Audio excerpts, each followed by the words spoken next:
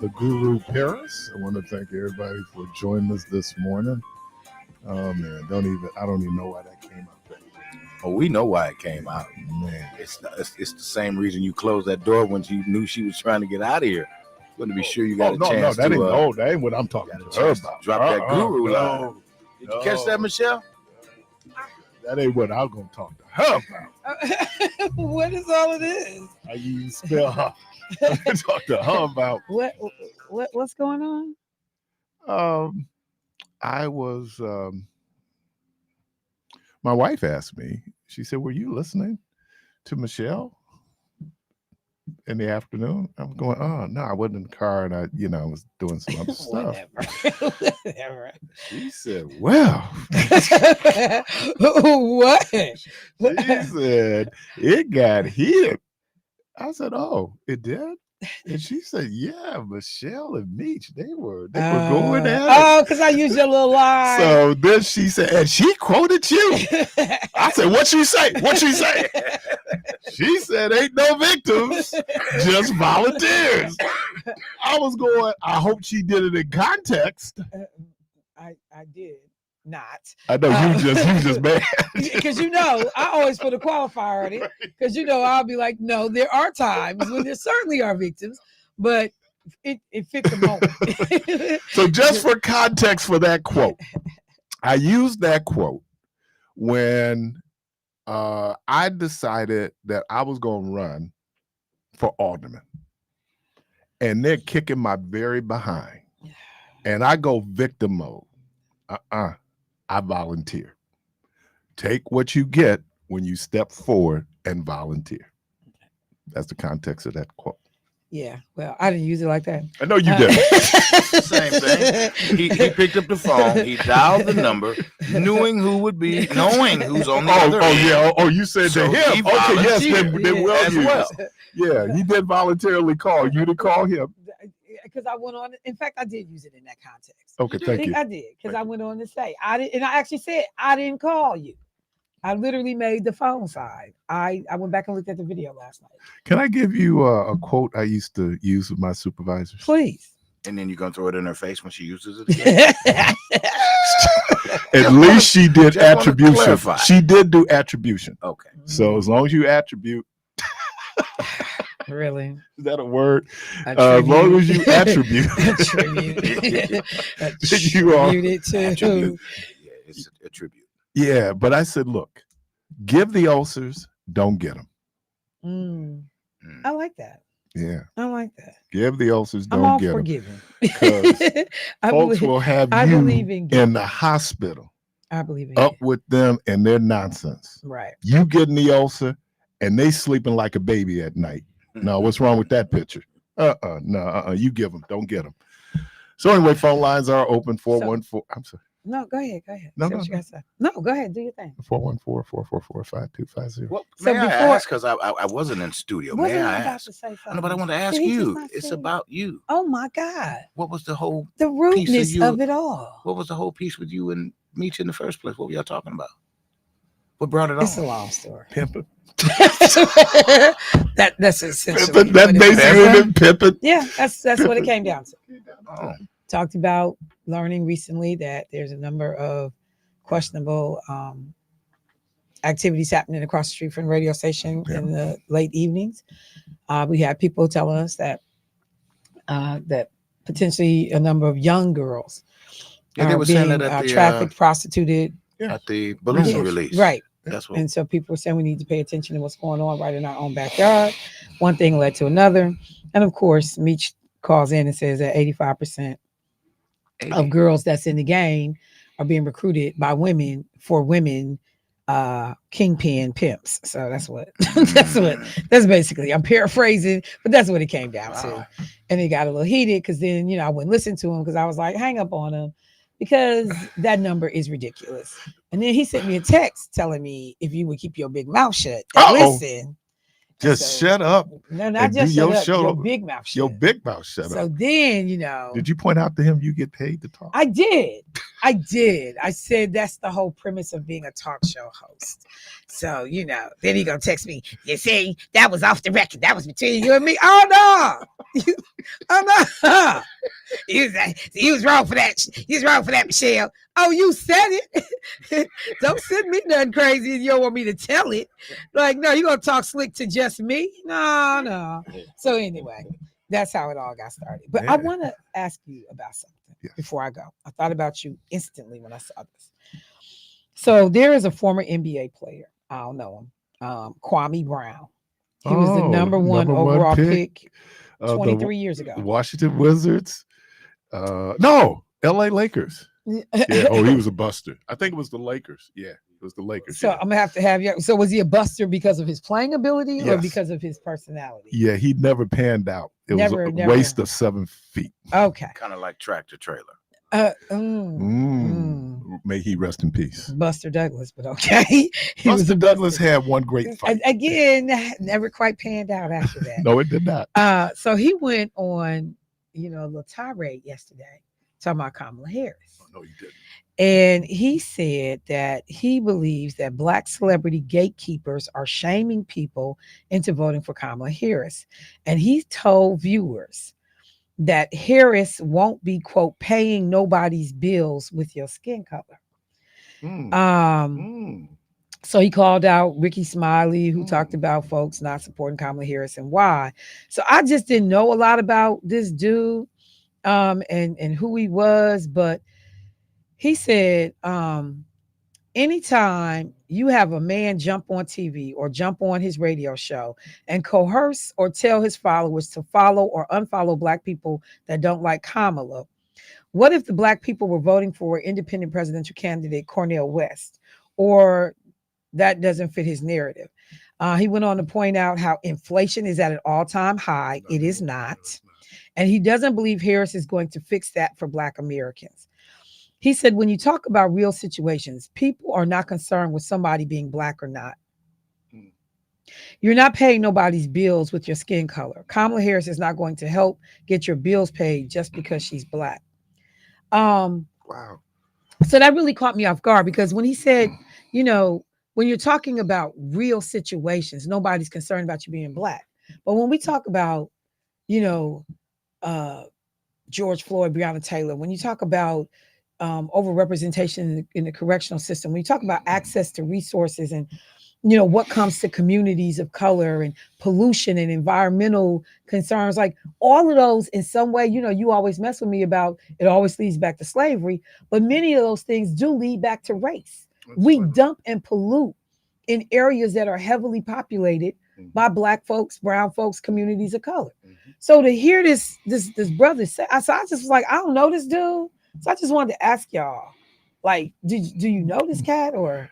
Well, yeah, obviously, even Carvey knows him, and Carvey wasn't even born when he was drafted. Yeah, that was surprising. But he was a buster on a lot of different levels. Let me say this though, and I'm gonna do this. I try not to. I know what my personal allegiances are, and I try not to do that as much. Try to keep it down the middle as much as I can. It's unfortunate. If you're going to support Donald Trump, then support Donald Trump. You have every right to support Donald Trump. I think some of those of us who are, can I put in quotations, influencers, he might be right in terms of, do we cross the line in terms of our support for a particular candidate? But no, what he's saying is just not, he's right. I wish, but race has everything to do with my ability to pay bills. Not everything, but it has something to do with my ability to pay bills. Even being careful about saying, I guess that he's right about certain things, because I just found it to be interesting. So you're upset because people are making a case for why folks should support her. Mm-hmm. And you don't like that idea. But to your own point, when he challenges Ricky Smiley and says, so what if it's Cornel West? But to your point, just because it's Cornel West don't mean it's the right candidate and the right message. So I'm looking at a number of factors. Race may be one of them. Mm-hmm. It's not the only thing. And I don't think that anybody is telling people vote for Kamala Harris only because she's a Black woman. Wink, wink. At least that's what I'm saying. But it's not what everybody else is saying. Saying that she's Southeast Asian. Wink, wink. Yeah, I just, like I said, it just stood out to me. It's just interesting how people get on their little high horse and they grandstanding, and it's easy to do that when you got some bread too, bruh. But let me say this. I'm gonna use this term. When we were meeting with the Jordan. no, not today. Democracy. Okay. And when remember we met with the then Biden Harris people. Yeah. And they were talking about restoring democracy. Right. And I said, well, I don't know if that resonates in certain communities the way it might resonate in other communities. The point I'm making is that the discussion is healthy. You can, when you were talking about, because I thought about it again when you were talking about why are they running those anti-Harris commercials during Packer games, right? And I was saying, well, if you look at the demographic, it is. Now, I just heard this morning, they're spending $370 million. Yeah, they're buying up all the airspace. But they're also going to advertise on Fox during the day, not at night. Because they said that's where they think they're more moderate. Right. And so what I'm saying is that it's healthy to have dissent in a community. You're supposed to have dissent. You saw it last night with the roll call where you had people who voted present. Right. Those are protests. Wisconsin had one president. I think the most I heard was 9. Yeah. But and the day I worked the RNC, I was down there for a roll call. Okay. Very different. Well, because it was a foregone conclusion. This was foregone.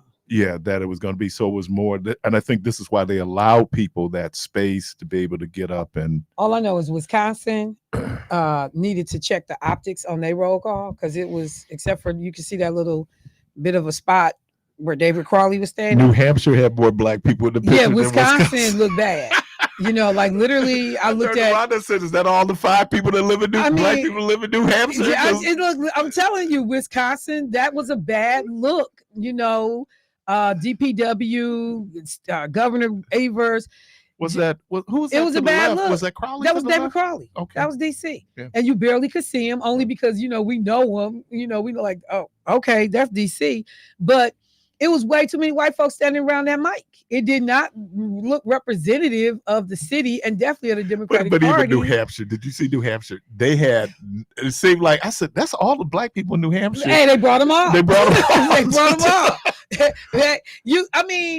I felt like, I was looking at people like, you clearly not used to how this go and because people have fun with the roll call. People do things, and they had a lot more leeway because it was already done. This wasn't like they were actually tolerating. So I'm like, first of all, why y'all decided that the only person that should speak was Tony Evers was garbage to me. Oh boy. Come on, turned out to be not very good. You couldn't break that up so that other people had an opportunity to say something. That was interesting to me that he was the only person speaking. But I hope they go back and look at that camera shot. I'm sure they will. And that was jacked up. Like people like literally was texting me like that don't live here. Right.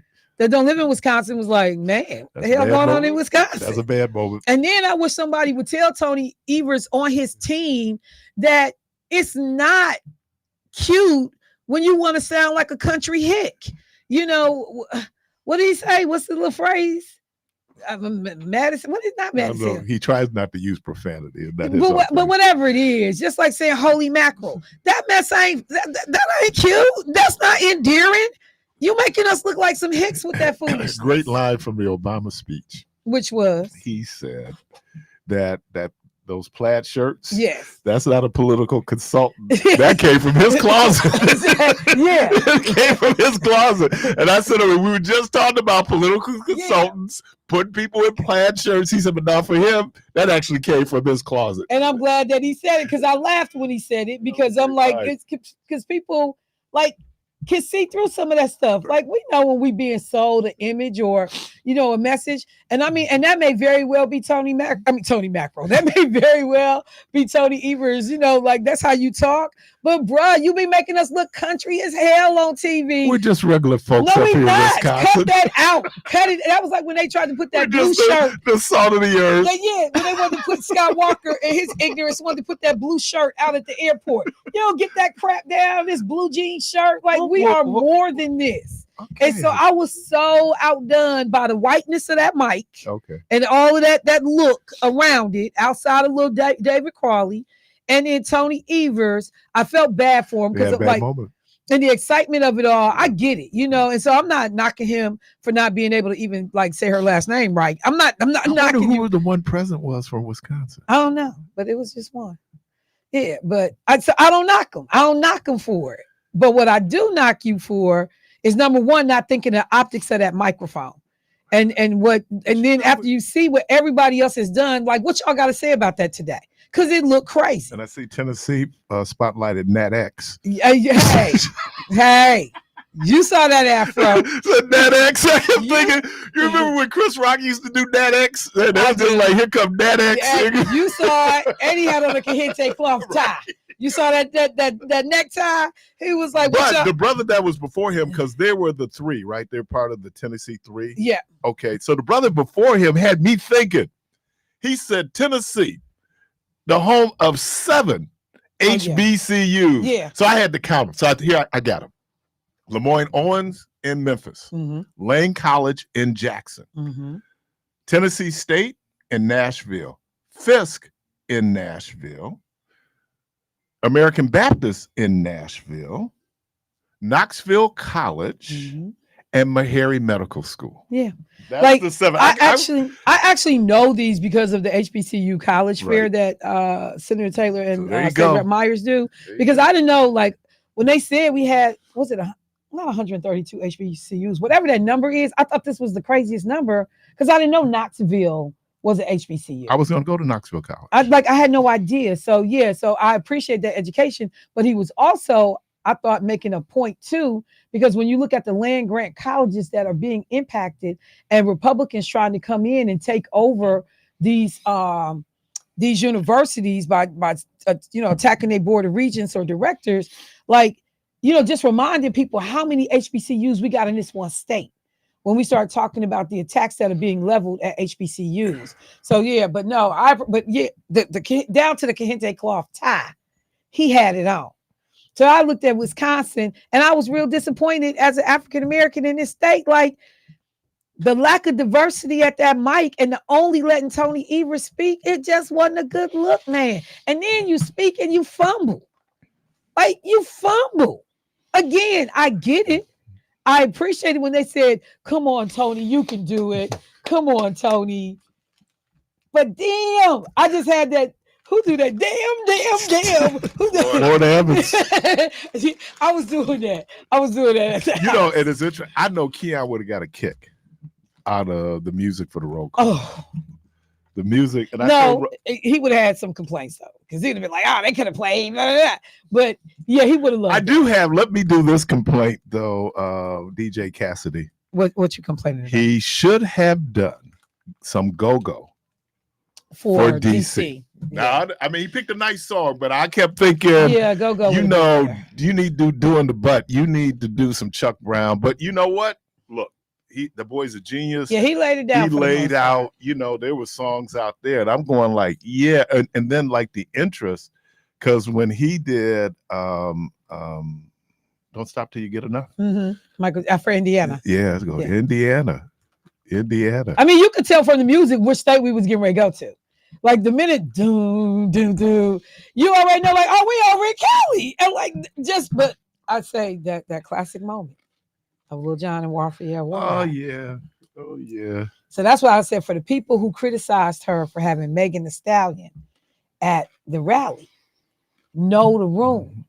And you can bring Lil Jon and because somebody else, it's a lady on CNN. I do not like that lady. She always got something slick to say. I don't care what they say. They can say, "Oh, Jesus was great," and she'll be like, "Was he?" She always got something to say. Or most times, she always throws salt or shade. How about Kamala Harris's new bestie? Who? Anna Navarro. Oh my God. Anna Navarro. Oh my God. Anna Navarro. Are you gonna talk about it at all? I can, because Anna Navarro, just in case folks don't know, Anna Navarro was a Republican. Yes. And Trump made her a Democrat. Yep. And I think she's from Nicaragua, forced here. She's one of those refugees that came here. And I think she might have married a brother. I'm thinking because she just got married. I haven't seen that part. But yeah, she was always, and you could see it. She started CNN, and you could see. So You see the progression. when we got the invitation to go for that brunch that they were going to have at the vice president's residency, this is before the change, and it was canceled because of heat. Right. Anna Navarro was one of the people. She was saying, "Oh yeah, I was just up at the vice president's residency." I'm going, "I've seen your transition." But just her discuss with Trump. And so to see her, that's very interesting. A number of Republicans who said that they're voting. And then the other little thing was the Teamsters union members who were there. Mhm. Not the president. He spoke at the RNC. But then after you turn around and get clowned by your boy talking about Right. laughing with Elon Musk Right. about breaking union, folks. So yeah, you got to feel kind of small after you do something like that because you took a risk anyway being there and kind of cozying up is what people felt like was happening, only to have Trump turn around like, oh yeah, we coming to Milwaukee. It's a horrible place to go. Like, oh, but when JB Pritzker said, take it from a real billionaire. I was like 1,000 cuts. Oh, when Obama said, and I don't know what this whole thing about crowd sizes. But then, of course, the classic line, I love it. He did something that he had mentioned something Trump had done or what they were going to do, and people started booing, and he said, "Don't boo." And they finished it for him. Vote. Yeah. And then you see all the vote signs come up. Because that was the sign they had for him instead of his name. Right. They had the vote sign because they know that's his tagline. Right. Now. Don't boo. But I'm sorry, Michelle Obama slowed Let me down. say real quickly, and our callers, I'm going to get you. And today, and this is related to this, Wednesday's word is joy. Wednesday's word is joy. And I heard it. I'm hearing it a lot. And so I just want people's reaction. What does that mean? But the fact that they were able to show that split screen of Kamala Harris and Tim Walz accepting the nomination in Milwaukee, where Trump had accepted it. Yeah. And the irony would have been around the time we would have had convention 4 years ago. I was a little worried when they announced the rally what the turnout would be. I was fearful. Well, that fear was dissipated. But I'm gonna tell you, I told somebody, I said something behind the scenes. I said other people outside of the state knew that rally was happening and something was going on because there were people here from other parts of the country. People drove from Western Wisconsin that just came in. I'm talking about like there were people here from New York, Ohio, Detroit that had come in just for that rally. So I'm like, so how did they get word quick enough to be able to get on the road, hop a plane? You're on their mail list. I mean, but I'm just saying, I still think because Rhonda registered. Some people knew a little bit more in advance than others. Oh yeah, if you're part of, especially if you could be a donor. Yeah, if you're in that inner circle, you know what's going on, and so because we got, I knew it was going to be crazy. We got hit with the invitation for the West Allis Central. Yeah. And I mean, they now I have to tell them that I'm a radio program host. I don't talk show, so I don't contribute to campaigns, but they were getting, that was part of. Now, I don't know if the invitation to the vice president's residency was because of press. I think it could have been when we went out or we're going to go out. So I was. Sometimes you just make the list. Though. Yeah, but when you look at the number of people and you hear this word where it's doing joy and they're contrasting this, is it dystopian? I can never pronounce that word. Dystopian? Yeah. View of America is all going down, even though it's not.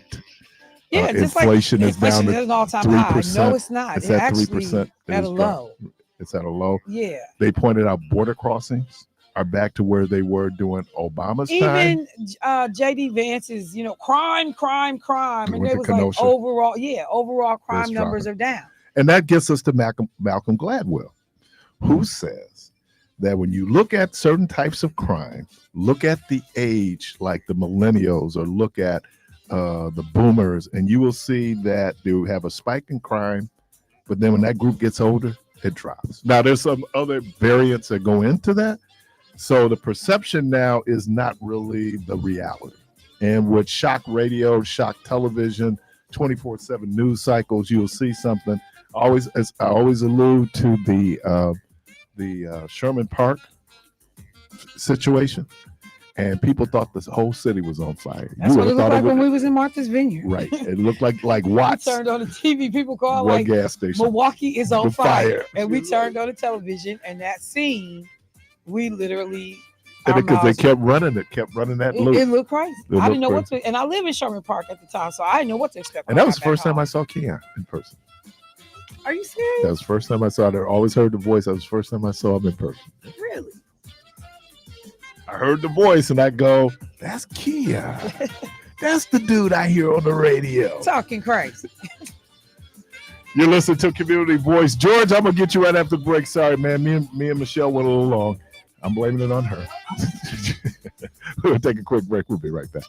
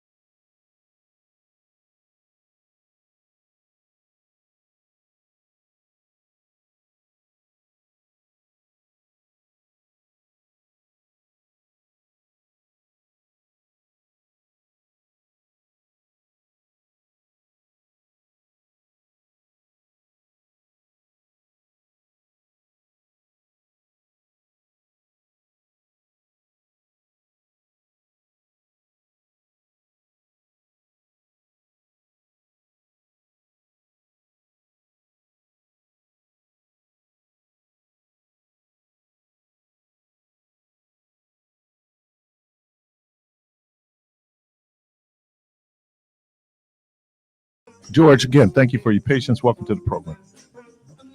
No problem. I'm used to it. Michelle didn't leave, did she? Yep. Dang it. That's why I was trying to get in before she left. Oh, she's on from 7 to 9. I know, but Oh, I'm sorry. At 3 to 5. You Right. since y'all do y'all Huh? y'all Wednesday thing for about a half. Oh, okay. Did it pick Trying up? to get in a little Did it bit pick up my number? to before she gets out of there. That's how presidents look. That's what presidential families look like. Michelle and Barack, man, how can you go from that to 45 and his wife? One could barely speak English, and the other one can't put two sentences together. How do you go from that to that, Keith? I don't know. I don't know. You know, there are 330 million sets of eyes in this country, and what people see in a particular candidate.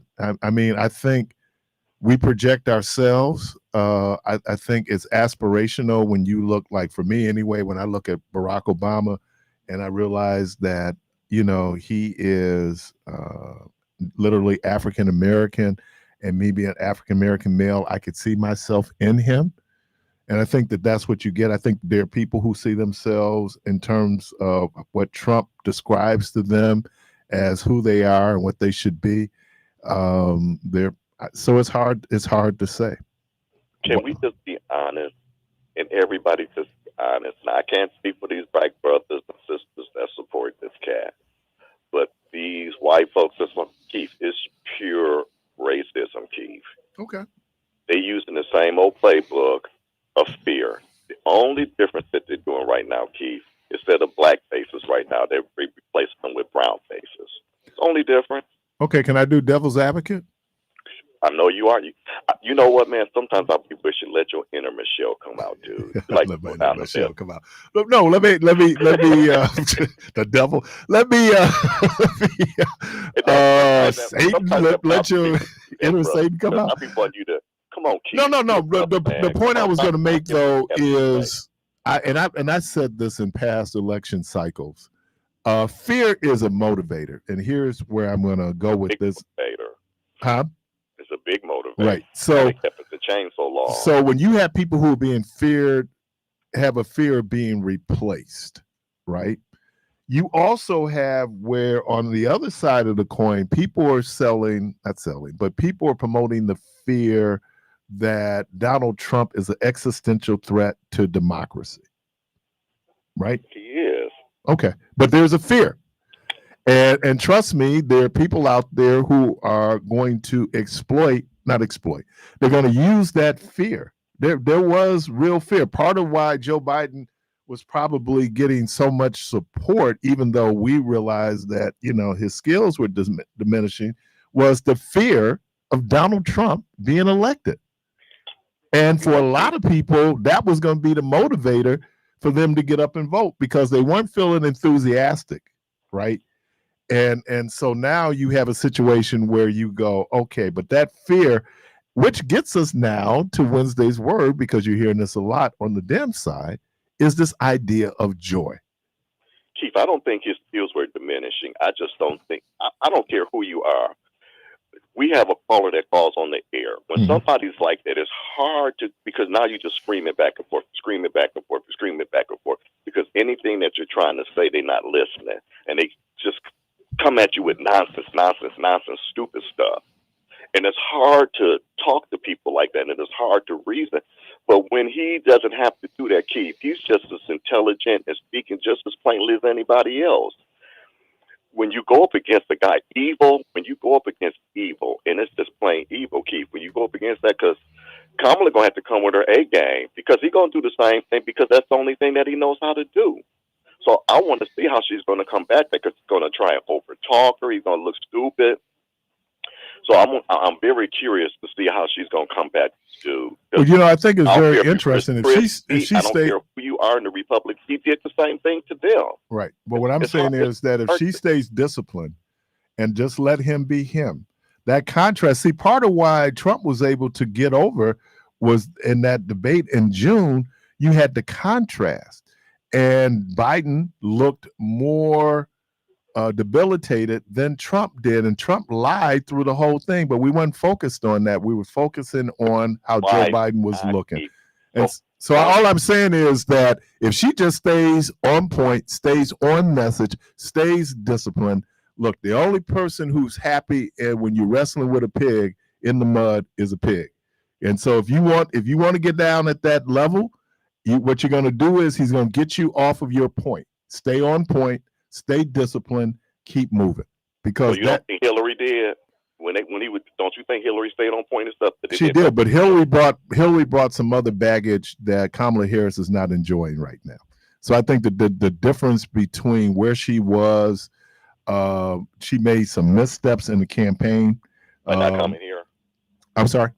By not not coming here. Is that a By not misstep? coming here, that was one of the missteps. They even talked about how they spent money, how they departed from the Obama approach, where the Obama in 2008, 2012, they went digital. She was still running analog. And so, and then with that lack of enthusiasm, right? And then voters who normally would not vote, voted for Donald Trump. I think a lot of things lined up against Hillary Clinton. I think that the Harris-Biden team, Biden-Harris, and then Harris learned from that. That's why he was successful, he being Joe Biden in 2020. And I think that this is why she's in a better situation than Hillary Clinton was, because it gets back to this word, joy, which is another sense of enthusiasm, excitement. That wasn't happening 30 days ago. Let's just be honest. You know what the Mac move is? Because, I was thinking, and I might be way off base with this. How do we know this wasn't a setup to do what this now happened? Set up by who? Man, if they planned this was a slick move. Because if Kamala would have came out the gate as a nominee, do you think she would be getting all the excitement right now? No, I think she benefits from the short election cycle. I mean, this was the back move that they played. I think they were probably going to do this all along, because you can't tell me what you said, the optics chief. Mm-hmm. We all saw that from the beginning, right? But they decided to still put him up front. So we all saw that, but they continued to do that. So I'm thinking maybe this was the move that they meant to do all the time. No, I don't think it is, because he's not speaking. Joe Biden is not speaking to the Obamas. He is not speaking to Nancy Pelosi. How do we know that? No, it is true. How do we know that? We know that. I think that, and here's the see that, Keith. But George, but here was the thing. There was a lot of sentiment. There was a lot of feeling that went into, man, this dude did a great job as president. He should be able to run again. We don't want to feel like we pushing him out, but the numbers don't lie. And you can stay in your feelings and your sentiment, but the numbers are going to tell you, not only were they going to take a beating at the top of the ticket, they were going to take a beating on the down ballot. So people started looking at data. And this is why you have to love Nancy Pelosi, and this is why she will be considered in history one of the best speakers of the House. Her political instincts are one where she goes like, look, you can talk about your feelings and your emotions, but the data is saying you're going to lose, and then we're going to lose. And I'm going to get off real quick, because I know sometimes me and you can get to going. So you said a pig get down with a pig, right? I said the only person happy in that match is the pig. So you don't think she should talk about him being a draft dodger? You don't think she should talk about him being a convicted felon? I think when it comes up is how she will do it. I think she should be more of a sniper than trying to just overrun him, because you're not going to be able to do that. And people already know the playbook for him on September the 10th. He's going to filibuster. He's going to lie. So a lot of that is just let him do what he does. And, just back up. He had a classic, he being Donald Trump had a classic line. Joe Biden was garbling a answer, and it was confusing. And he said, I know he don't know what he just said. And I said, and then he said, and we don't know what he just said. Right. So that gave him. So all I'm saying is, if she just stays disciplined, and she is, that's the thing that I really find amazing. She stays. That speech that you're hearing is the same speech. And Obama did the same thing, by the way.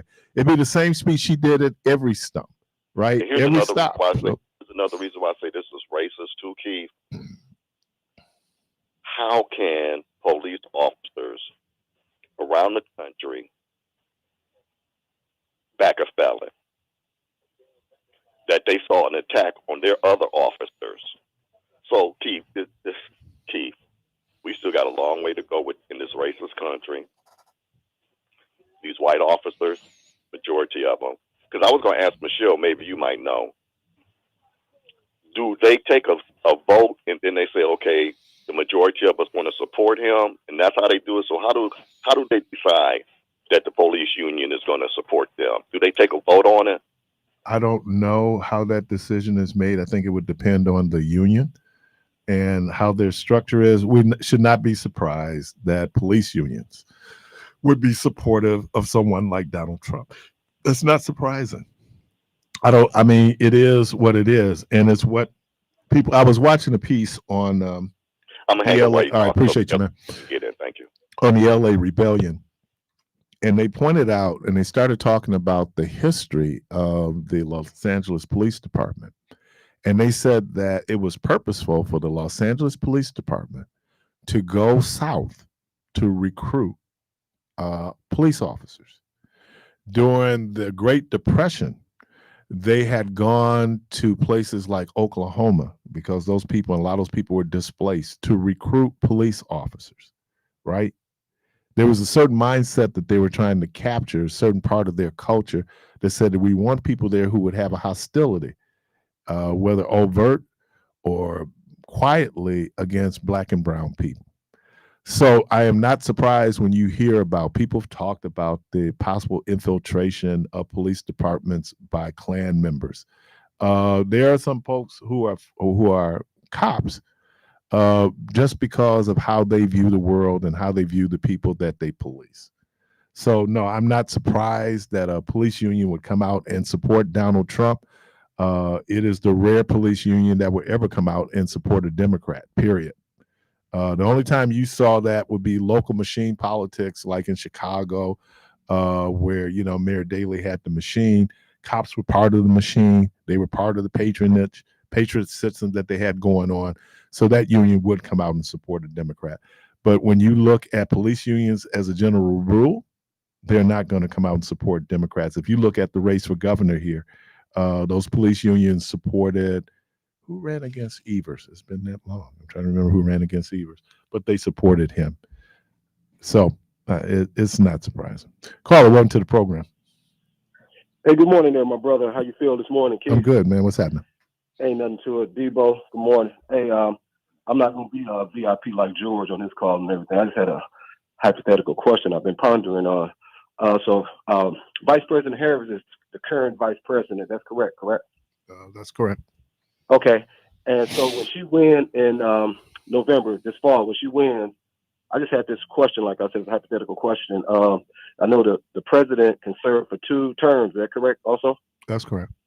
Okay. Now, would they consider her, if she wins, when she wins actually this fall, would she be able to run again In 4 years? following that term? Or Yes, she would. Consider that, so they wouldn't consider that vice presidency as a term? Mm-mm. They wouldn't. So here's just a roundabout thought that I just been pondering with also. So basically, I know he probably wouldn't have accepted it. So technically, Kamala could have asked Barack Obama to be her vice president running mate. Is that correct also? She could have. Mm-hmm. And then I think it would probably be a constitutional issue if he then succeeds her. There might be some constitutional questions. I'm not a constitutional lawyer, but the question might be: is it the language that says that you can only serve 2 terms as president, and would that impact a person who was past, like saying, I'm going to take Bill Clinton. He had 2 terms, right? And I'm going to make Bill Clinton my vice president. That's an interesting constitutional question that one would have, because it's the Constitution that bans or bars a person for serving more than 2 terms, and that goes back to FDR, right? Okay. Right after FDR under Truman, they went and amended the Constitution. So that's a great question, man. And to talk to a constitutional lawyer to ask if that scenario ever presented itself, what would happen if the president was unable, let's say, passed in office, the vice president immediately assumes office, or, and again, not a constitutional lawyer, does it say now we skip over the vice president and go to the Speaker of the House? Speaker of the House, right. Right. So that's an interesting question, man. That's something that man, I need to find some constitutional lawyer, do some research on that. That's a great question. I was trying to catch you too while we had that other busy brain there, that smart lady they call Michelle Bryant. Mm-hmm. So, but I couldn't catch both of y'all there. I'm gonna call her. Well, maybe I won't ponder the question still. It's out there now. But at the same time, I just greater minds want to inquire about stuff like that. Okay. So appreciate you. All right, power to the people. You know what that's about, right? Okay. All right. I actually have a T-shirt say "All power to the people." Caller, welcome to the program. Good morning, Keith. Morning, Steve. You notice the smacks they gave to the public, especially to the black folks this weekend. First, it started with Kamala with the tan suit. You peeped that? Mm-hmm. You remember they gave Barack all that static about wearing the tan suit? Yeah, you know what? I caught that too, Steve. I said she and I was heard rocking them that talking tan about suit. it Yeah. I seen it and I called it personally. Then I heard them talking about it on MSNBC. Yeah, I caught that and too. then they started commenting on it. And I said, oh, yeah. I said, yeah, give them a smack for that. Yeah, good catch, man. That's a good catch. Yeah, I had the and same not only idea. that, Michelle Obama, did she give them a Chicago Sisterhood smack? Southside? Oh, she gave him a Southside smack. It was like, you dissed us because we were black? Oh, wait. Yeah. Oh, he didn't like that at all. I would love to see the face on him.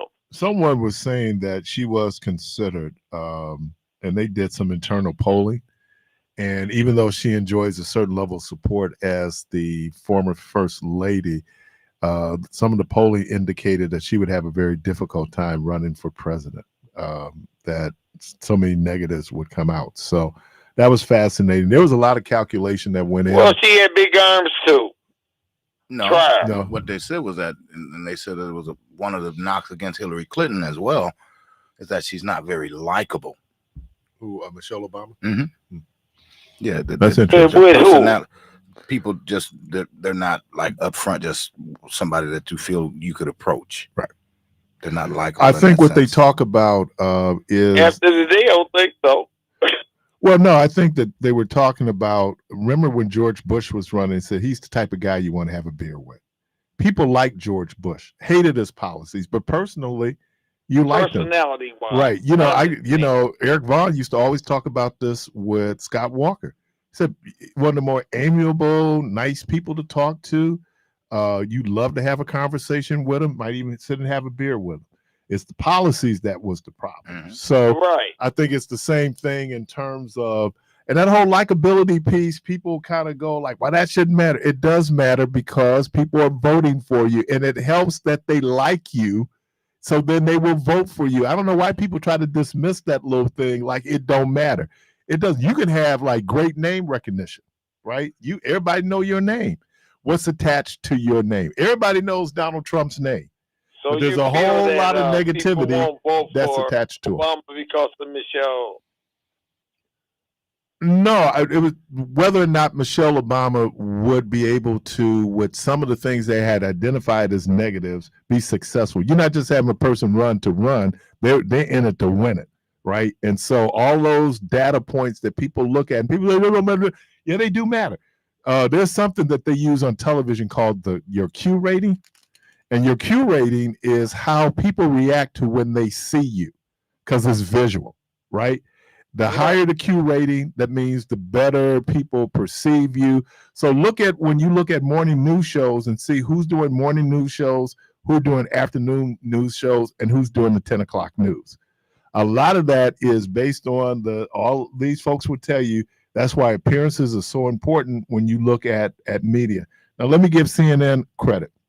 CNN, maybe that matters, but not as much, because there are people there who are non-traditional looking people who do the news. One of the people, I think she's a contributor for NPR and I think still with MSNBC, is Eunice Alcindor.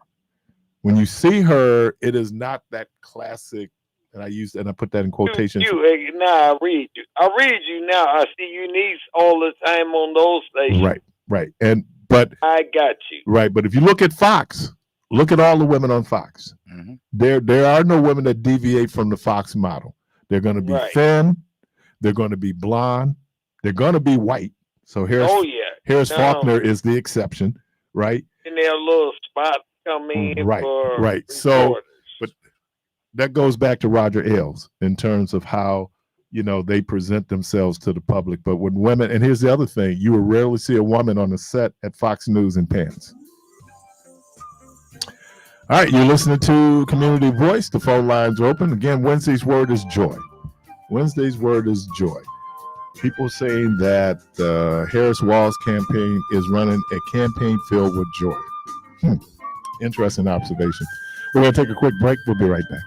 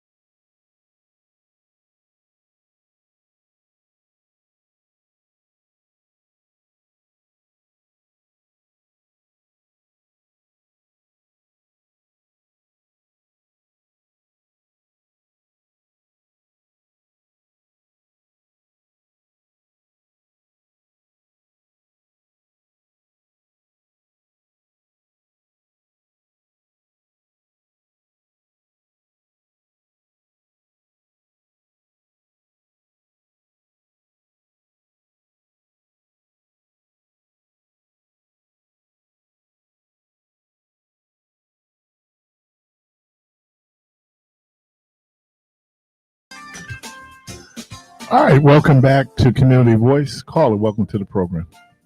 Good morning, Keith. Good morning. And thanks for taking my call. You're welcome. And I like that word joy for today. But I believe when it comes to the campaign, it's joy and hope. Because I'm telling you, that rally just did something to me. It just ignited a fire. And I'm saying, everybody, the ones that used to years ago go out and canvass the neighborhood, we're getting a little old for that. But you can do the bank calling on 8405 West Lisbon. I had it wrong when I was talking to Michelle this morning. I said delete. It's Lisbon. That you can go and sign up for a shift. And just take one day a week, 2 hours until November. But don't get on your knees and not get up doing something, because you won't win. And when people call in and saying they want to see the Democrats do more. Just like we have all the police chief is black, the county executive is black. Who else? There's so many strong leadership that's black. But you have to remember, everybody has a boss. And number one, our legislators are Republican. And that's where we get stopped at the door. And I noticed that you guys have a Republican people on your show, which is great. And I'm not knocking anybody that want to be Republican. I was getting angry with them, but I'm not anymore. But like I said earlier, why don't they visit Mar-a-Lago and see how welcome they'll be? Why don't you go for lunch? See if they welcome you with open arms, since you're opening your mouth to your brothers, saying, come, this man is giving you an opportunity. He's going to make your life better. I mean, after all, he's erasing your history, but that's okay. He's erasing the fact that there's no more affirmative action, but that's okay too. And then knocking on your black colleges, but that's okay. But you keep on doing what you're doing, because after all, he's looking out for you. When you start being a critical thinker and thinking about some things, it's not about how much I like a person. It's about what are they doing that's going to make a difference for the people. Well, let me, that's interesting that you say that. Messaging is obviously everything. Have you heard anyone, I don't know if you've been listening to the speeches at the DNC, or even Vice President Harris or Governor Walz, have you heard anybody mention DEI? No. And you know why? That's by design. Because number one, they're talking about inclusion. No. They're talking about everybody being on board. And I'm gonna tell you another thing. If I prepared a speech and I'm ready to debate you, you'll throw me all off if you expecting me to keep knocking down everything that he's saying. We know what he's saying. Knock down one or two, but go on with your point. Stay on point. Don't be dragged into somebody's drama or madness. And then I'm going to tell you the next thing, too. You know, a question was raised about, I believe you cannot become president consecutively. You know, like Bill Clinton and Obama, they did do the 2 terms. They couldn't run for a third one. That's but correct. Now, if you wait 15, 20 years later, could they? I don't know if they ever had that. Now, that would be something you could research. And then, but Kamala, I always say her name. I get it right sometimes, and I get it wrong. Parris would have picked Obama. She would not have been able to use Joe Biden's money. Yes, she could. No, she could have. Okay, If the Dems would have elected someone other than Kamala Harris, they would have had a problem, because she was part of the Biden-Harris team. So they would be able to, because they were talking about, let's say they picked Gavin Newsom. They'd have to go in, renegotiate all these leases for their offices, all the contracts that they've signed for media, all that would have to be redone. And so logistically, that was one of the issues that that a person that was in, that's because that was the first thing that came out their mouths where she wasn't elected. 14 million people voted for Joe Biden and Kamala Harris. Okay. And then to hear Republicans come out, you so worried about those 14 million voters being disenfranchised, and all throughout the country, you coming up with voter suppression, disenfranchised things. It just reeked with hypocrisy. Right. Because I think that they realize that right now that Kamala Harris is a stronger candidate than Joe Biden against Donald Trump. Then my next thing is this. You're right. As long as Kamala, that she was that ingredient that would have kept the money in the pot. Okay. Now, let's not be too hard on Eva.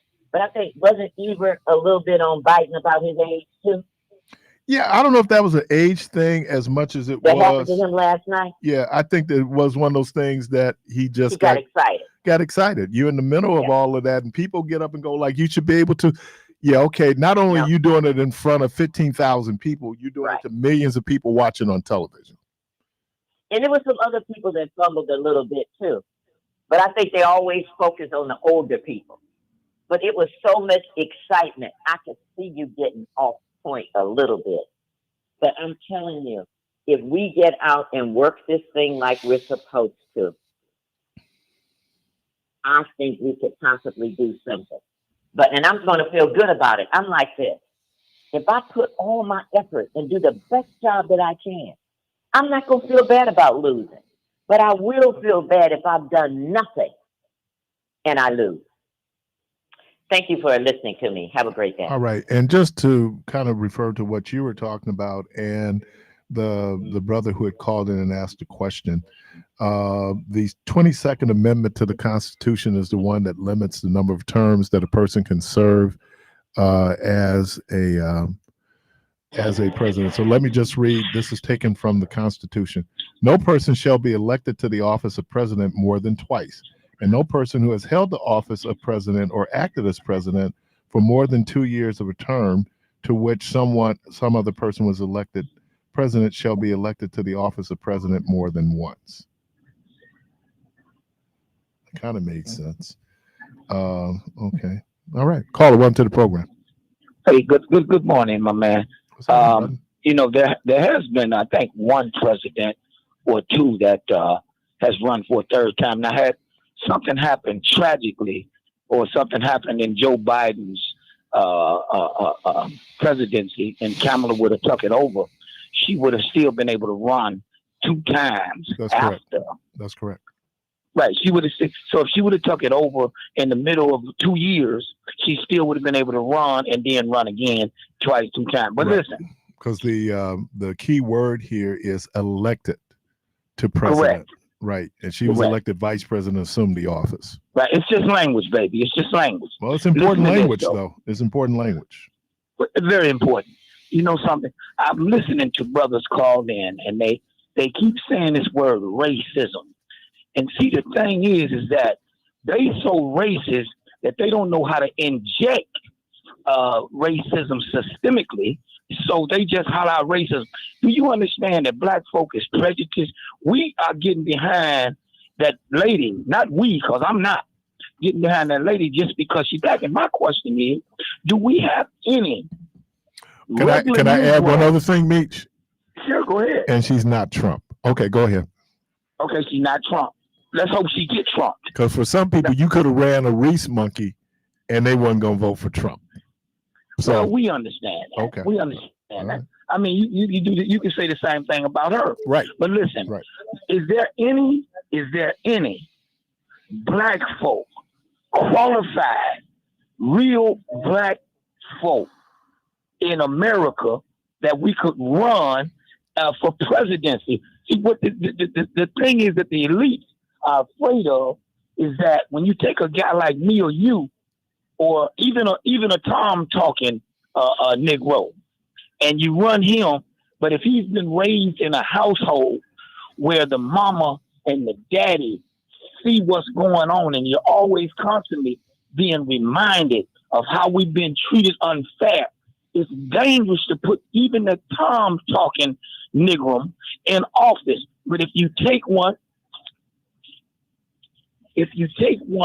that is not affiliated with that, got grown and realized he or she was black, then you have a better chance of control, him not getting off the leash like a Donald Trump. See, because the right Negro get in office, and you think you've seen Trump doing something, the right Negro get in office, and you'll see us change things or put up a good fight for the people cause. You're not going to see that with somebody that has no sweat equity, blood and sweat equity, I might add, in this soil. Okay, you just ain't going to see it. So the elites feel comfortable with running those people. When you say racism, there's people voting for her just because she's black. I mean, there's people gonna vote for Trump just because he's white. Right. So what do we keep talking about? We must go forward in our endeavor, or we stay pondering and toiling like we've been doing for how many years, big brother? 425. Long time, man. Long time. Don't you want Jesus to come walking on that water, man? Because we've been toiling out here too long, man. And the problem is that we're toiling about the past, and other people are coming in going straight for the future and claiming, and they're not only claiming, they're capturing our treasure. We're giving our treasure away. Would Trump be when you look at these people, our people can't even get a job. I took some people last week. We just went around to see. So it's not a fallacy that I'm speaking these things, that you can't even get a job as a temporary. You can't even get a job, man. And we want to know why these other people driving brand new trucks and cars, because they're not treating it as a temporary service. They're treating it as regular employment. And guess what? By the way, Americans, these other people that's coming into this country, they don't work better than Americans. But what they do have going is consistency. They're consistent. They constantly show up. Because once one of them learn how to work the clock, believe you me, baby, he dragging the clock. He dragging around the flow too. Anyway, man, look. My buddy shared that he worked for a temp service, and he shared what he saw. He said, you know what? These dudes would come on, and he was talking about brothers, and this is not all brothers who work temp services. This is his observation. This is anecdotal. He said that once they got that check, you didn't see those dudes anymore. These folks, of the consistency. No, and I'm saying, but for other folks, this is their come up, man. They're coming here for a better life. We as Americans, especially descendants of enslaved Africans, there's certain things that certain people among us would say that is beneath us. Why should I have to work that type of job? Won't do it. And then I think there's some other cultural things, because when my grandfather came up, these are factory jobs. When my grandfather came up, they understood hard work because they came from working fields in Tennessee. They understood hard work. Those guys right there, brother. Right. But what I'm saying is, as we became more and more urbanized, that whole idea of menial work. You mean socialized? Huh? You mean socialized? No. No. Because them people that you talking about, the granddaddies and stuff, when they come here, brother, it was embarrassing for them to even try to get on some subsidy ideals, to take any subsidy. So those same guys never got arrested, Keith.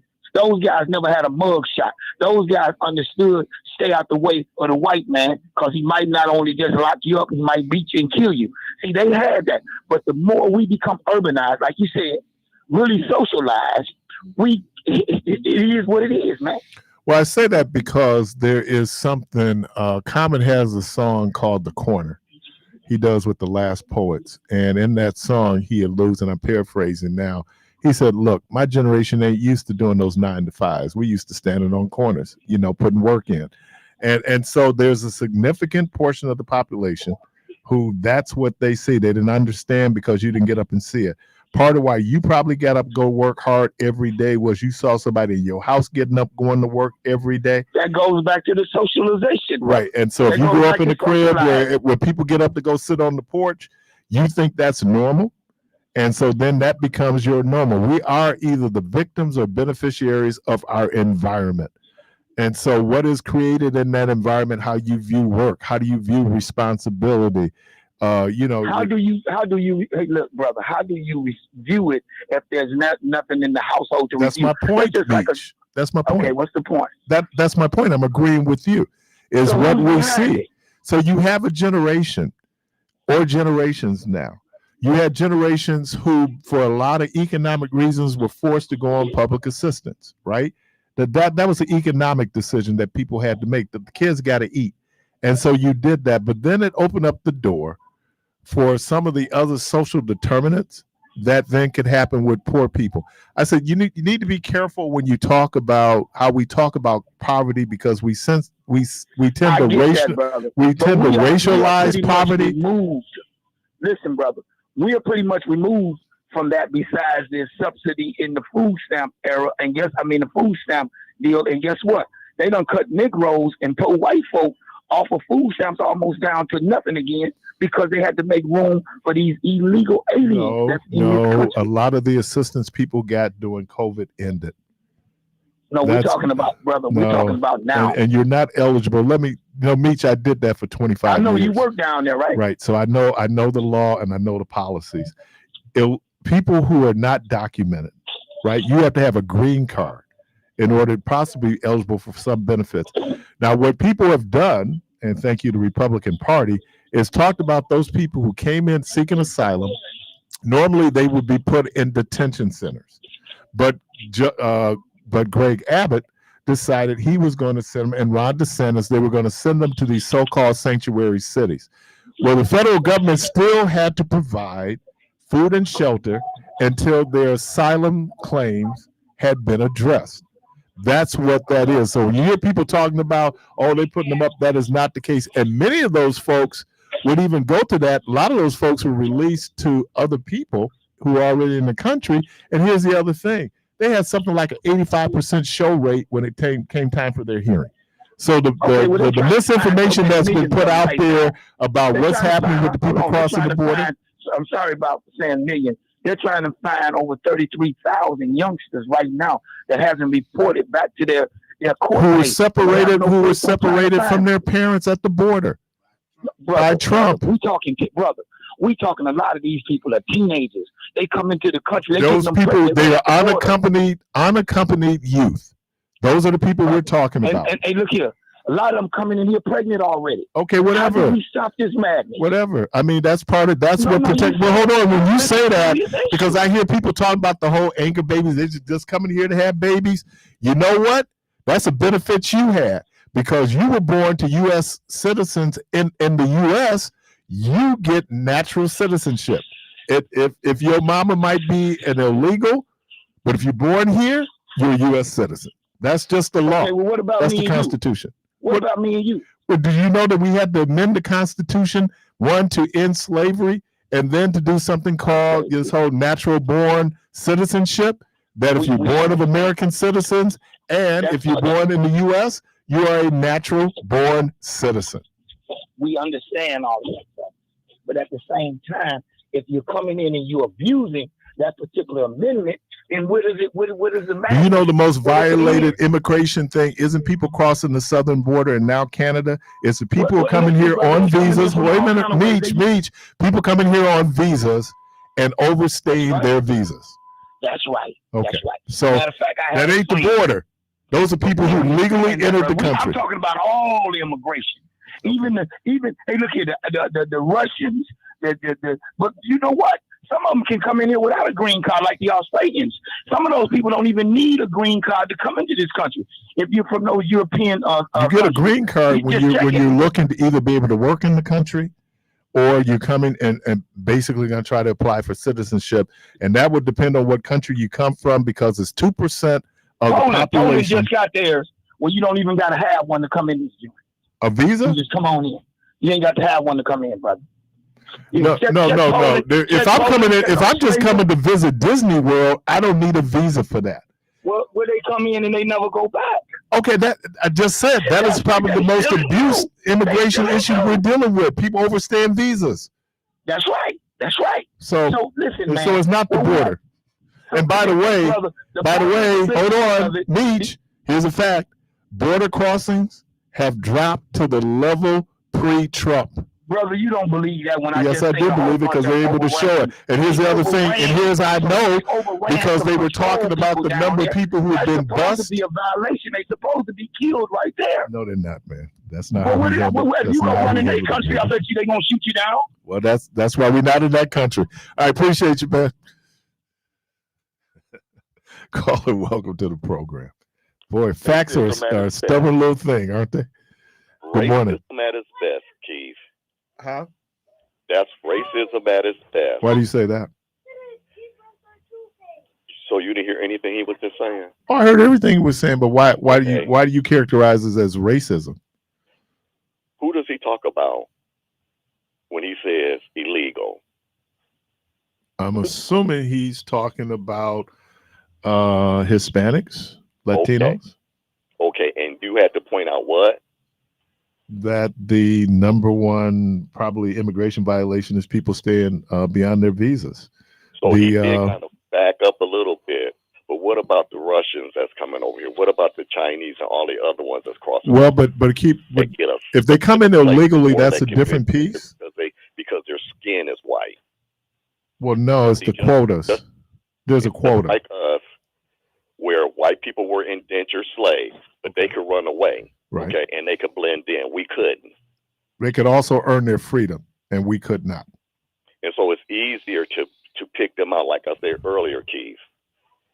The only difference that they're doing with this crime stuff now is that they're using brown faces now instead of, well, they're probably still using some black faces, depending, but they're using more brown faces now.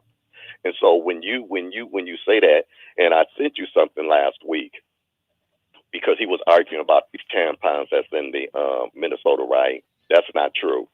Mm-hmm. And when you come on here on the radio station, like Michelle says, come with your facts. Come with your facts. Don't spew the stuff that you hear 45 in them spewing. Do your research, and then come with your argument. But just to come on and spew and keep on going. Now he said that we voting for her because she's black. I'm not voting for her because she's black. I didn't vote for Obama because he was black, because me and my wife used to argue all the time. She's like, no, Greg. I'm like, no, it's Hillary's turn. No, Greg, it's Obama. And when I start going through his campaigns with her, I'm like, you're right, baby. It is him. It's her. We're voting for her because she's the black that's standing now. Is she being black? Is that a bonus? Probably. Well, I think in terms of percentage of population, she represents the biggest demographic in America, which are female women. 53% of the population. So it's women. And I asked the question when Hillary Clinton was running in 2016, because I wasn't here. I was at WGLB, where you were hearing people say, this and that about Clinton. I said, don't you think it's a big deal that we elect a woman to be president? And a lot of people said, nope, not that big of a deal. Her negatives, her likability was such that wasn't even considered. I think that this is why you see. This stuff just drives me crazy. The stuff that we just disqualify people for. So you saying 45 is more? This dude, Keith. I said 45 is what? 45 is likable. Liar. No, he's not likable. But you said because she didn't get elected, and Debo said it because she wasn't likable. That was part of it. But then we also went on. There was some other missteps in the conversation, and there was some misogynism going on. There were men who would never vote for a woman. Well, speak the truth about it, there. But likable against him? Come on, man. So it was a whole lot more than just likable. I didn't say that was the only thing exclusively, but it was a factor. Her being a woman was a factor. But that was the biggest part, Keith. It wasn't the likable part, because how can you say this dude that's in grabbing women by their stuff and all that kind of stuff? Do you think if Barack Obama would have said, they let you do it because I'm a star, so they let me grab him, he would have been the Republicans would have tore him up. It's just like the dude from Minnesota. He didn't touch her breast. He made a joke and act like he was going to touch. They tore him apart. Well, I think the Democrats really overreacted to Al Franken. I think they really overreacted. But the point that we're missing, Keith, is no matter what we're starting to see some Republicans starting to roll over on this side now. Right. But Keith, after January 6th, Mitch McConnell, what's the other dude? Lindsey Graham, all of them, Keith. What did they say? And then 2 days or 5 days later, they lie right back up. You know why, George? Because there were many people that they represented who supported what happened on January 6th. There were many people out there who did not see that as being a problem. And those people were more likely, if not likely, to support Donald Trump. They saw nothing wrong with that. They thought those folks were protecting the country. It's all the propaganda that they get and how they're programmed to believe and think and react. It's almost Pavlovian, in terms of, stimulus response. It is, the fact that J.D. Vance was in Kenosha yesterday, okay, that's significant, because Kenosha 4 years ago was dealing with the issue that would have been, I'm trying to think, what is that family? They're a pretty prominent family down in that area. When he was shot by the cops. And then, of course, they had the riot. And, you know, they did more destruction in Kenosha than they did in Milwaukee when we had Sherman Park. I actually went down part of that coverage going down to see how people were responding to that situation. And it was a lot of damage. It was a whole lot of damage in that little small area there because they burned some buildings. They burned a parking lot, a car lot. So I just think it's interesting. And somebody, I think you asked the question, how could someone say that they're for law and order and the person that is at the top of their ticket has been convicted on 34 felonies? But all the rest of the stuff, Keith, let's just say all the stuff that Donald Trump has done right now. Okay, we know his history, right? We all know his history. Now let's take the same stuff that they got on him and we put that on Obama. Okay, we wouldn't even back up Obama. We're just like, no, dude, go away. I think that there were some folks who would ride or die no matter what Barack Obama did. Well, I probably wouldn't because I wouldn't either, Keith. But what I'm saying is that there were folks who did, and we would be naive. I would think folks would be naive to think that there wasn't a portion of black folks who voted for Barack Obama because he was black. I'm thinking, and when people begin to talk about, well, Kamala Harris is only at 80% among black support. You know where that argument is false to me? How many white dudes get elected because, like Nietzsche even said, how many white dudes get elected because they white? So why do we do that to ourselves? Do what? He got elected because he was black. How many people vote for white dudes because they white? We're not saying that the only reason why, or even it's the primary reason. But to act as if it's not a reason. If you just said it was a whole lot of people that voted for him just because he was black. A whole lot, but I did. What is whole lot? Whole lot was not quantified. A whole lot was like a whole lot of people. But why use that? But why say that then if you're not? Because it's true. We don't have to run from the truth, right? We don't have to run from the truth. It's not minimizing Barack Obama. That's what we're saying with 45, right? That's what we're saying right now. That a brother can come on this radio station with a sister that's qualified, Keith. A sister that's qualified, but you still going to vote for this white dude. Yes. What does that say? It happens every day. The most qualified person does not always get elected to office. You don't think there's something wrong with that? I don't know if it's a right or wrong. It's political. As a black man. As a black man, I'm looking at it from a political lens. That's how it works. You have folks coming in here, local officials, saying, in effect, vote for me, especially if they run against a white person, saying, vote for me, I'm black. Is there anything wrong with that? Yes, it is. Okay, all right. Well, all right. Let me get the next call. I got you, man. All right. Caller, welcome to the program.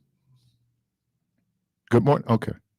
No, I mean, it happens every day. We see it here. It's called democracy. You use what you use. And if your appeal is that I'm a woman, if your appeal is that I'm Latino and I'm getting Latino people to vote for me, why would I come in there anything other than being Latino? Keith, the caller that hung up, he did ask a question, and I thought you'd be able to answer. Where can he get yard signs? I wouldn't be able to. He can call. Doesn't the Harris campaign have an office? They may have an office, and I'm thinking you can also get it at the Dems office on 84th and Lisbon. I'm sure they would have signs there. Okay. Yeah, it's right up the street from me. I saw when they just been there about 6 months. Okay. But I mean, this idea, I always joke. They did a great skit on Saturday Night Live, and the whole premise of the skit was: is there anything, these black people, is there anything that Barack Obama could do that you wouldn't vote for, right?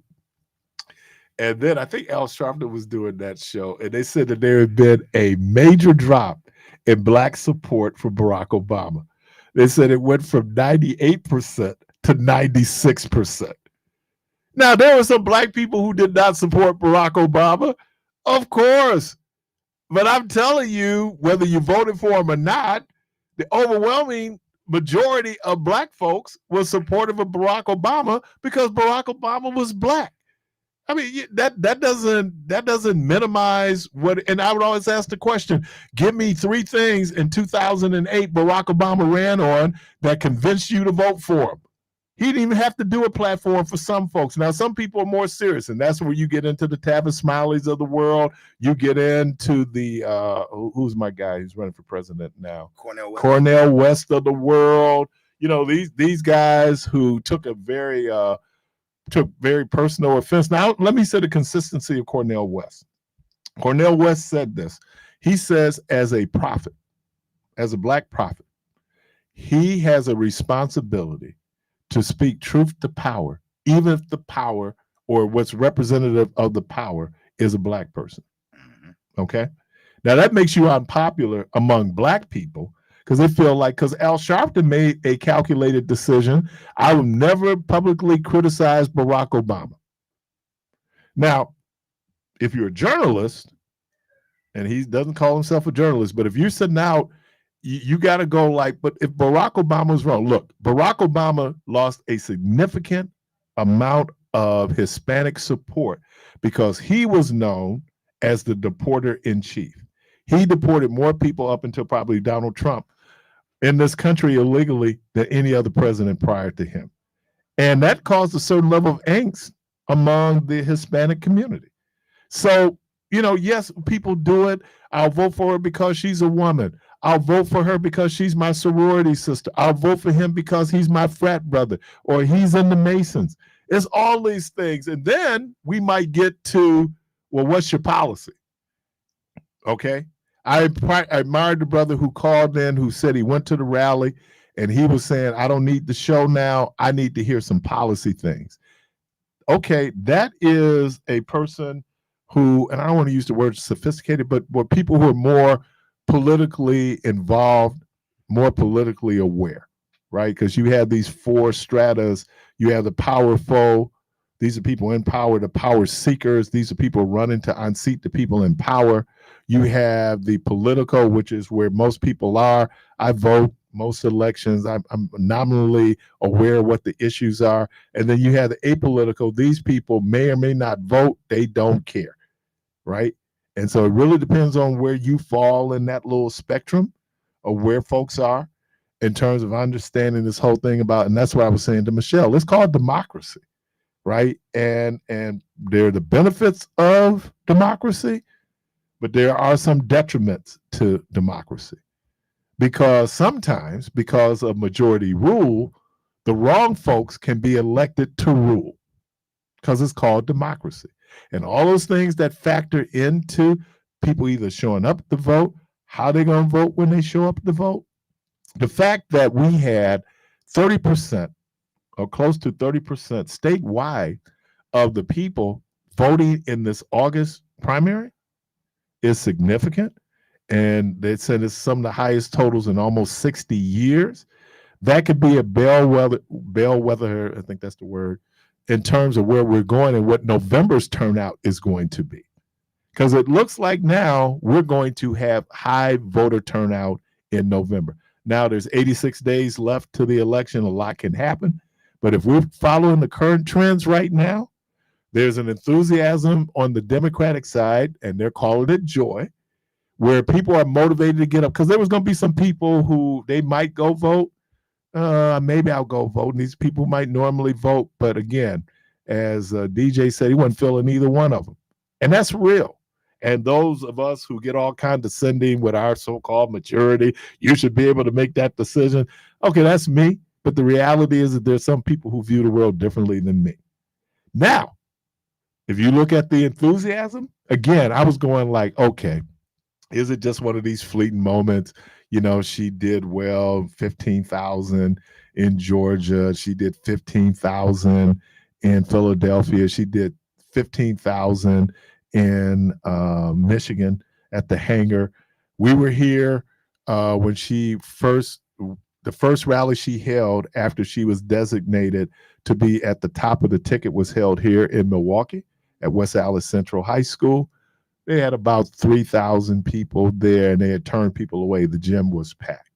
So the fact that people are showing up for her rallies, and you're looking at Trump rallies where they're not being as well attended as they were 4 years ago, it tells you that, one, and I just kept saying, let Trump continue to be Trump. You know, I mean he would have killed Joe Biden. I mean, there's no question he would have, because people would have stayed at home, and when people stay at home, Republicans win. Low voter turnout always bodes well for Republicans. High voter turnout bodes well for the Democrats. We saw that in, I think, the number of people who voted in that primary. It would have been the general election for the city, primary for the presidential race in 2020. It was like over 2.5 million people voted in Wisconsin. So, but it was mostly by absentee. That was in the fall.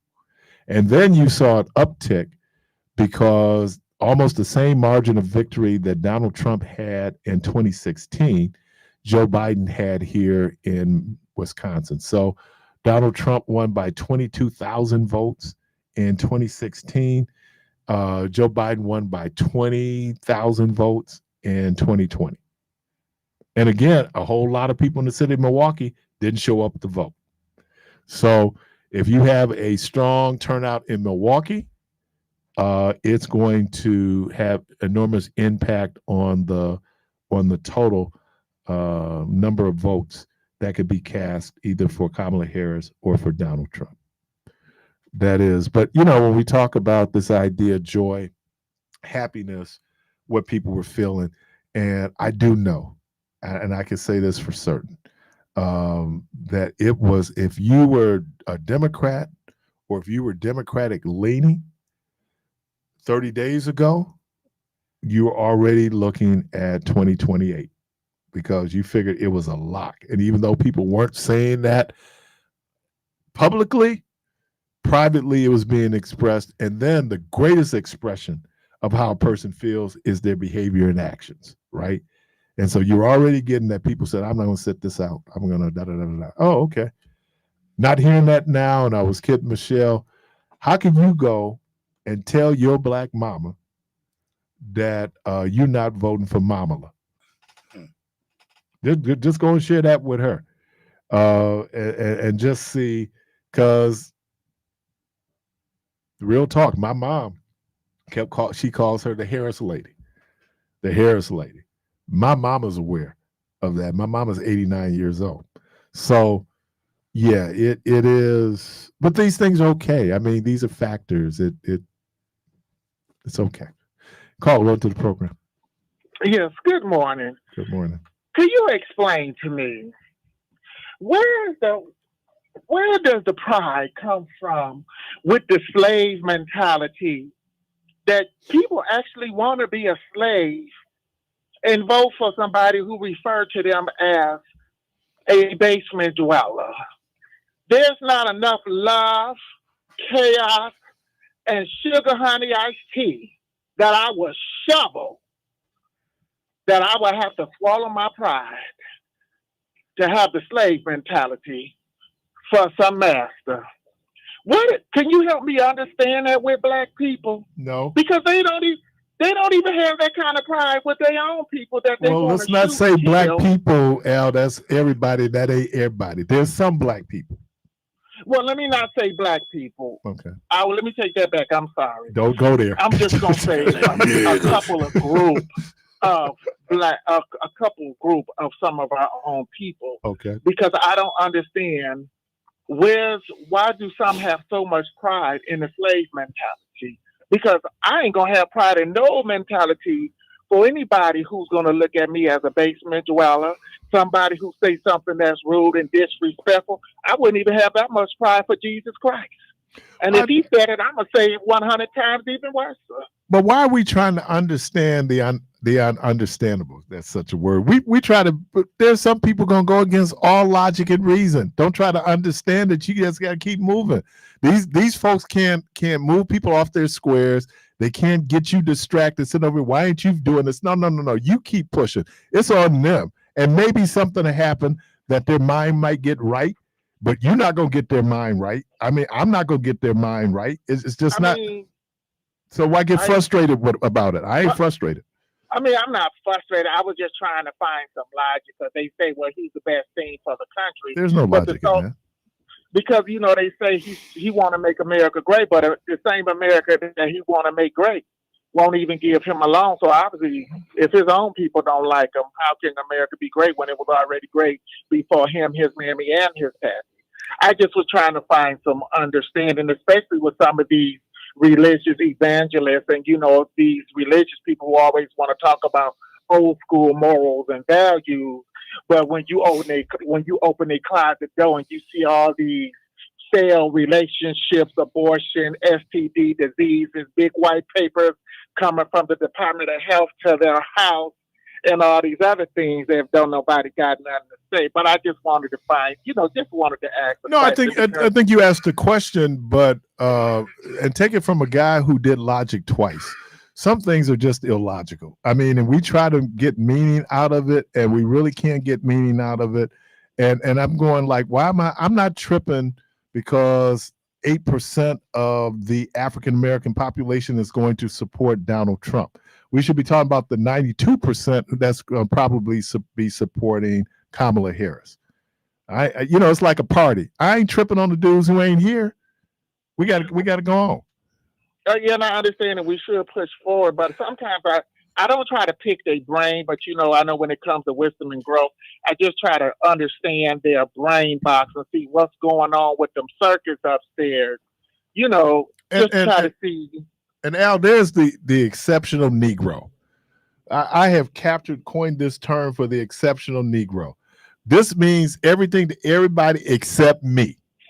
And then you get enough people thinking that they're exceptional, walking outside the lines, and it's like, dude, you about to get run over by the train. This is not the time for you to try to show your individuality. And who was it? My black Republican friends were saying to me down at Garfield Days, we are free-thinking black people.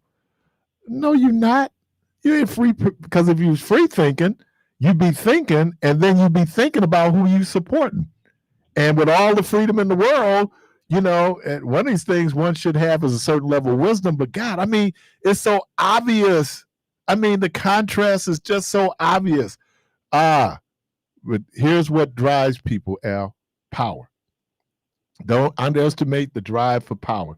There are people who cannot stand Donald Trump and the Republican Party. They're more worried about him primarying them or people primaried against him. They want their position.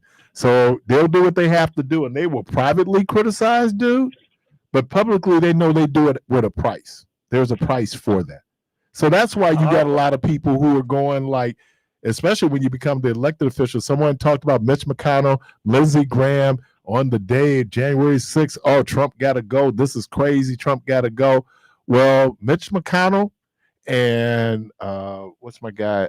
Lindsey Scott are in a state where Lindsey Graham, I'm sorry, is in a state where they need those people who support Trump to keep them in office. So there you go. That blunts all of that. That just shut all that down. Somebody said, you take my money, you wear my brand. That's real talk. All right. All right. Well, thank you, and y'all have a good day. All right, you too. Bye-bye. Caller, welcome to the program. Hey, good morning, Keith, Devo. Good morning. Harvey.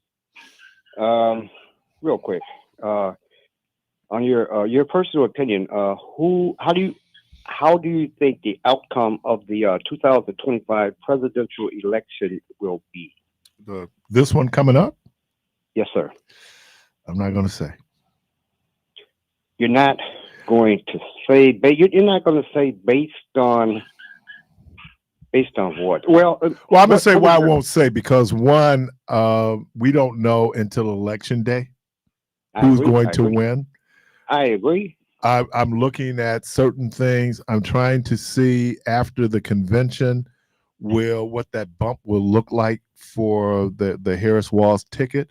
If they're getting a 5% bump, if they're getting a 6% bump, then that's saying something. Trump did not get a bump from his convention. They're looking at her. She's probably going to get a bump. So it really depends on that. And I don't want, and then if I'm relying on data and polls, we found out in 2016 that reliance can be, flawed. And so, no, I couldn't speculate. You just got to kind of look at the data. But even with the data, there are other things that factor. One of the things that Barack really benefited from in 2008. You remember that day? It was like a perfect day for November. When are we in the 70s in November? So if people had an excuse, weather was taken out. It's like when we went to the Million Man March. It was perfect weather for the Million Man March that day. It was. Right. And so certain things, the environment might have impact on it. But then at the same time, people determined to vote. I saw those people standing in line in April 2020, standing in line to vote in spite of COVID. Yes. So, I mean, I'm just saying, I know it'd be kind of hard. You're seeing her trending in just about every poll now where her numbers are up. Either Trump's numbers are stagnant or dropping. But again, there's 86 days, and a lot can happen in 86 days. That's a lifetime in politics. But I hear for me, I would never go out, she's going to win, because I thought Hillary Clinton was going to win. Yes, I did too. I mean, I went to bed thinking Hillary Clinton was going. No, I didn't go to bed thinking that. My wife went to bed thinking that. I stayed up and watched it, and then all of a sudden you're watching these trends going, oh, she's going to lose. This dude's going to win. To the point, Donald Trump ended up getting a bigger ballroom because they had a smaller ballroom because they knew they were going to lose. They thought they were going to lose. And when they won, they were probably as surprised as anybody else in America that they in fact won, because he had one of the best posters in the world working for him, Kellyanne Conway. And the numbers based on the polling was saying this, but then, like I said, there's things that are unforeseen. White men who normally wouldn't vote showed up to vote for Donald Trump. Black men who voted in 2020 and 2012 for Barack Obama in the city of Milwaukee did not show up to vote in 2020. Did not show up to vote in 2016 for Hillary Clinton. So it's kind of hard. You know, we try to sit here as, and I put in quotations, political scientists, trying to make sense out of all of it.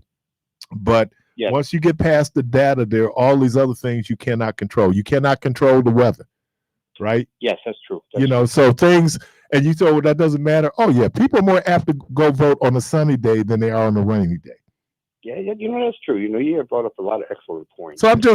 So that's why I'm uncomfortable saying, now I can tell you deep on the inside who I hope would win, but that's a different thing. You don't even have an answer to that already. No. Right. But I'm saying in terms of us having this conversation, because I think a lot of times people get frustrated, because it just didn't turn out the way I thought it should. And then you need to understand that just because, and it's a great candidate, there have been great candidates who have lost races. You cannot tell me that Hillary Clinton wasn't a better candidate, better qualified than Donald Trump. That's true. And the only qualification Donald Trump had was he was a rich white male. Yes. And he got all kind of passes, right? Because of that. Passes that Obama certainly wouldn't get. George is correct. Passes that Joe Biden wouldn't get. But he was able to parlay that. And if people say or try to deny that white privilege exists, stop deceiving yourself. It's real. Exactly. I agree. It's real. 100%. Hey, thank you. All right. Keith, you have a great day. All right, you too, man. Yeah, because like I said, and to act as if, and that gets us back to the word joy. It when you really feel good about something, you put a little bit more of yourself into it. It's the joy watching musicians once they get to that sweet spot and now they're in what they call the groove. That's just pure joy. You just look at the expression on their faces and they're going like, oh man, I'm feeling this. This is coming from something deep inside of me. And I think that is unleashed, because I did ask the question. It was more than rhetorical. So what happened 30 days ago? How Dems are, and look, they were always raising money. They started not raising money after the debate. But, Biden had always outperformed Trump when it came to raising money. He did. But then Kamala Harris being put at the top of the ticket, fundraising went on steroids. There were people who never gave to a campaign before decided to give. So there was something there that at least, so for us to, in our ivory towers, try to dismiss people's emotional reactions or responses, Again, that's not the case. I mean, everything from how you do a commercial and how you stage the commercial, I mean, all of that, you're appealing to people's emotions. Okay. I mean, it really is. It's an appeal. And a lot of times, many people are more driven by their emotions than their intellect. All right. You're listening to Community Voice. We're up on the last break of the program. We'll be right back.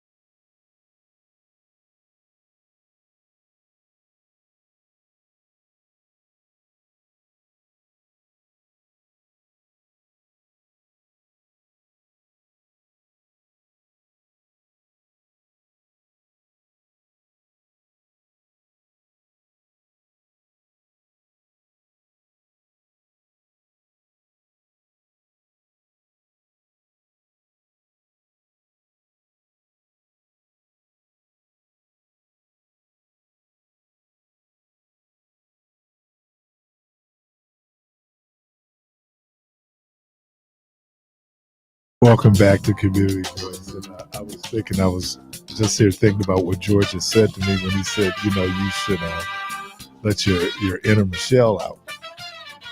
I got here to thinking as I'm sitting here looking at this picture of Keon. Well, he could get it out of me. Yeah, he had his way. Oh man, I come in here on Mellow 3, and it would take him all 30 seconds, and I'm already up at 11 and 12. It'd be just like this dude could get me going, man. It'd be just like, come on, man. So, and he'd always say that I'm trying to bring it out of you. I'm trying to bring it out of you. Going, I'm sorry. I've already used the word. That's 3 times. Three for the month, and it's the 21st.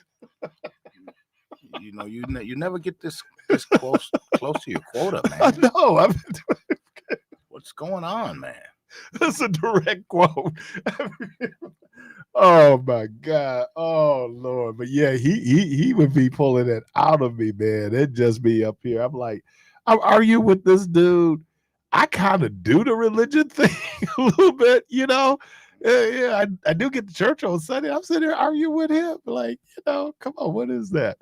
Oh my God. Oh man, I miss Keon Jackson. But Lord Jesus. Oh God. Oh man.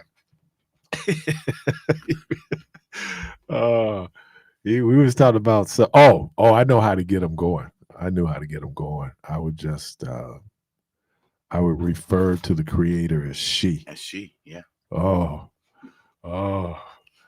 He put on his cape. He the defender of the faith now. And I said, okay, I just thought I'd throw it out there because I know I could get him going. So anyway, as we wind down, what up, Jay, man? Man, trying to make it happen. All right, the good Lord willing, quick one. First of all, let me thank Debo, Carby, Michelle, all the callers. We thank you. The good Lord willing, the creek don't rise. Hope to talk to everybody tomorrow. And as always, go from this place in peace.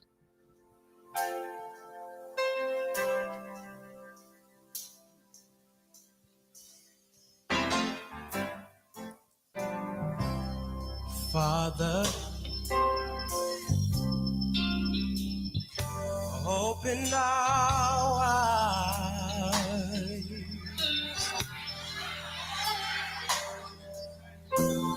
that we